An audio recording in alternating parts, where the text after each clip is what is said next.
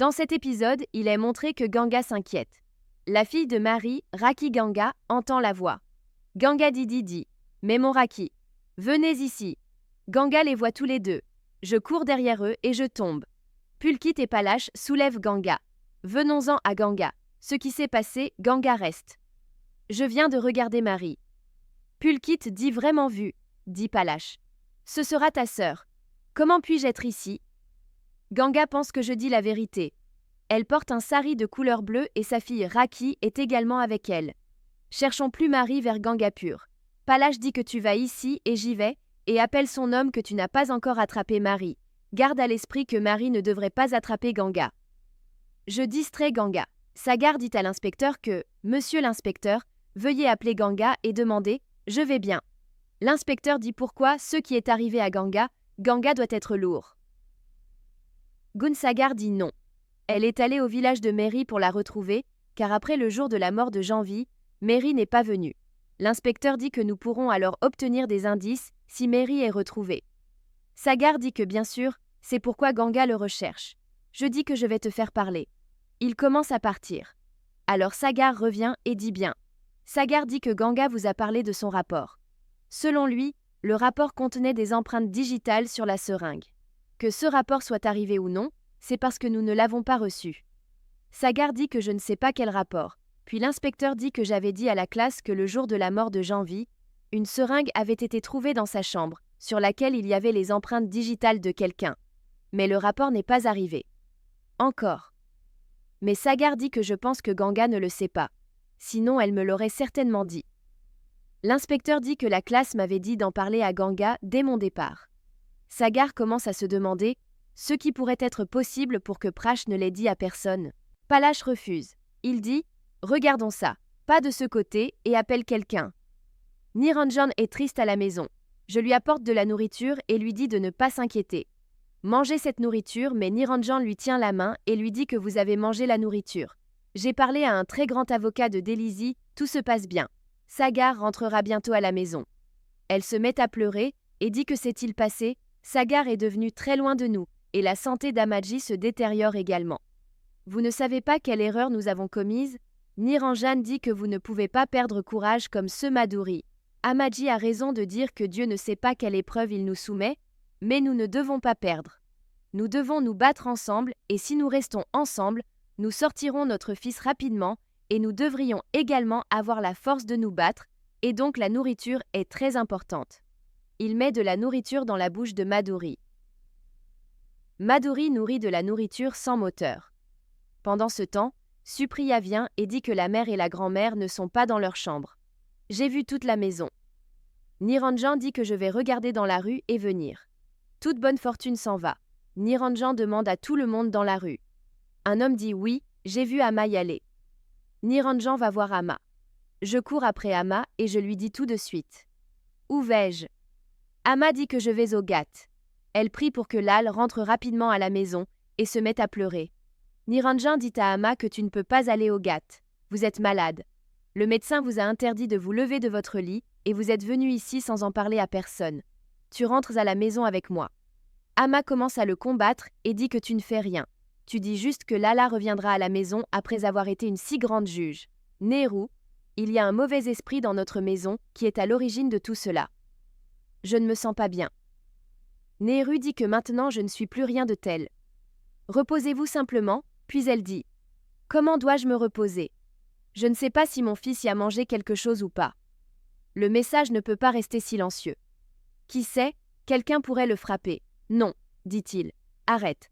Amma, rien ne se passera, rien ne se passera. Sagar, nous le ramènerons bientôt à la maison, et si tu veux la puja, nous la ferons faire, mais sois un peu prudent. Pulkit Ganga et Palash recherchent Marie. Un enfant dit mère. Regarde comment Raki court avec sa mère. Ganga écoute et quand elle regarde en arrière, elle est à moi. Ganga court derrière Mary pour la rattraper. Classe appelle ses hommes et leur demande de ne pas attraper Mary pour l'instant, sinon ils disent que nous sommes sur la route. Dès que Mary arrivera, nous la prendrons et partirons. Quand Mary prend la route et voit ces crétins, elle prend peur et dit « Ce sont les mêmes personnes, et si vous regardez en arrière, vous pouvez voir Ganga debout. » Ganga Mary se fait baiser par des crétins. Pulkit vient également là-bas et commence à donner les cours. Pulkit dit qui t'a envoyé. En frappant un peu la palache, il vous signale que vous devez vous enfuir. Plus tard, Ganga demande à Mary qui t'a envoyé. Tu vas bien. Ne t'inquiète pas. Maintenant personne ne te fera de mal. Il s'est enfui. Ganga reste. Tu le connais? Je suis ma sœur. S'il te plaît, dis-moi, tu le connais? Je n'arrête pas de pleurer parce qu'ils veulent me tuer. Je suis également venue chez moi. J'ai menacé de tuer mes enfants, mais Ganga est en vie. Pourquoi devrais-je te tuer? Tu les connais, il y a une certaine inimitié. Ce qui s'est passé, dites-nous tout honnêtement. Mon sentiment est que Yash aurait pu envoyer ces personnes, alors Pulkit et Ganga sont choqués et disent pourquoi Yash les aurait envoyés. Yash a-t-il une inimitié envers toi? Est-ce qu'il a quelque chose à voir avec ça? S'il te plaît, dis-le à ma sœur. Ne te tais pas, dis-moi, je pleurais. Il parle brusquement parce qu'on a vu Yash tuer Bahurani. Ganga et Pulkit perdent gros. Ganga vit, Yash frappe Janvi. Sagar marche en prison.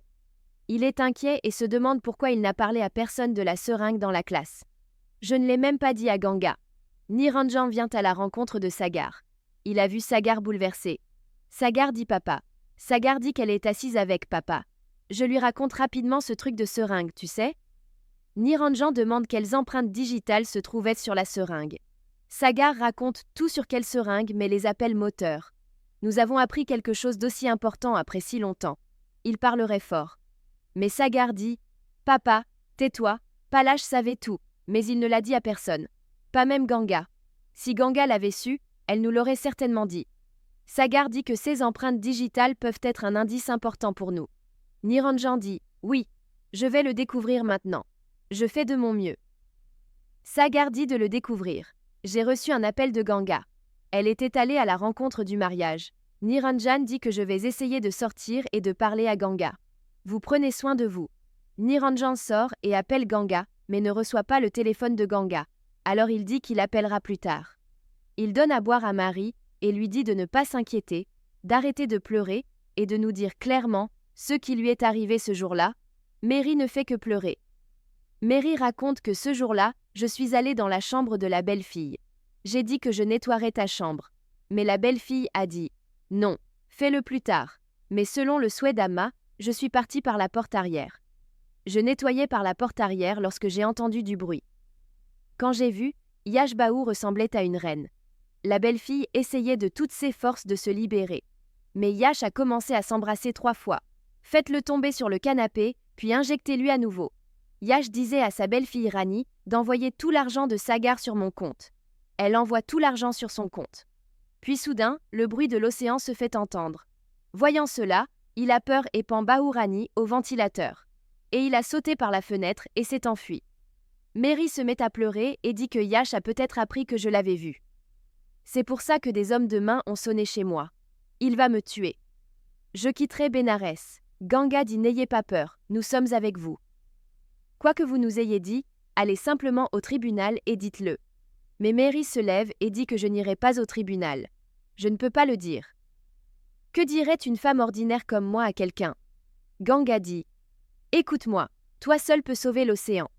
Mais j'ai l'impression que si je dis quoi que ce soit au tribunal, Yash coupera mes enfants en morceaux. Je ne dirai rien. Ganga reste que toi seul peux me sauver. S'il te plaît ma sœur, vous ne pouvez pas faire ça, vous seul pouvez aussi sauver la vie de Sagar. » Mary refuse de le faire. Ganga s'enfuit avec son enfant. Pulkit, Marie et Palash courent après Ganga et disent à Ganga d'attendre. Elle est à moi. Laisse mon enfant et donne-moi Ganga. Elle va et se tient près d'un fossémon. Ganga veille à ce que rien n'arrive à mon enfant. Ganga dit que si vous pouvez être égoïste, je peux aussi l'être. Je vais sauter avec cet enfant. Mary commence à pleurer et dit à Ganga que tu ne peux pas faire ça. Ganga s'assoit en dessous de moi et se met à pleurer fort. Vie. Mon enfant le voit et vient à lui. Et elle donne l'enfant à Marie et dit que lorsque votre enfant était loin de vous pendant un moment, vous avez commencé à faire comme ça. Imaginez ce que vit ma femme Sagar, elle pourrait même être emprisonnée. Il pourrait être retrouvé pendu. Pensez au moins à Amma Babuji, depuis combien de temps vit-il dans la maison? S'il vous plaît, ne le laissez pas détruire la maison.